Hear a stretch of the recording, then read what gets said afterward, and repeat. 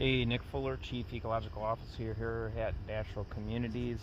We're going to be doing some woody treatments today with a weed torch. And so what we did is control burn on this part of the yard. Here you can see that it was pretty effective against a lot of the honeysuckle that we had in here. But today what we're really going to be diving into is Vinca minor. So we've got areas that are infested with it, and we're trying to figure out alternative ways to control it.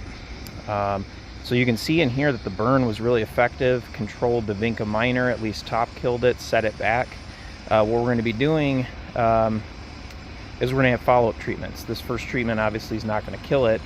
But one of the awesome things of fire control burning especially is you can see that the Virginia bluebells, you can see some of the trilliums that were released from the burn and being suppressed by the Vinca coming out here. But we're going to be doing follow-up treatments, and that's really what I'm doing today. Is we're going to be using a weed torch in areas that the burn didn't get to, and then we're going to be following up on these Vinca to follow up as well. So what we'll do this year, you can see it's resprouting already, so we're going to let it resprout.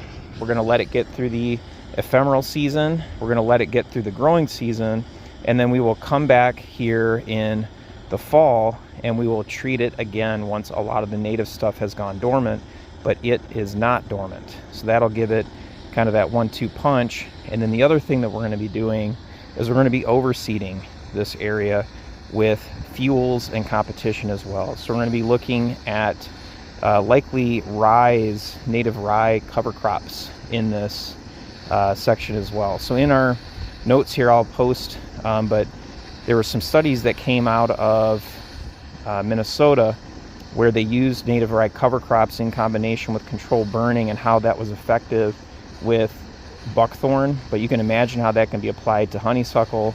It could be applied to Vinca, or really any woody species that you're trying to get under control and allow your native species to thrive, particularly in woodlands. So you can see it was effective here. We're going to do just a little follow-up on that section there, and then we're going to hit these spots over here, just as an approach to what can we do to not have to use herbicides. How do we use more natural processes in natural resource restoration to avoid the use of herbicide, to leverage the power of native plants, and to increase our resiliency by doing that. So here's what we're doing today.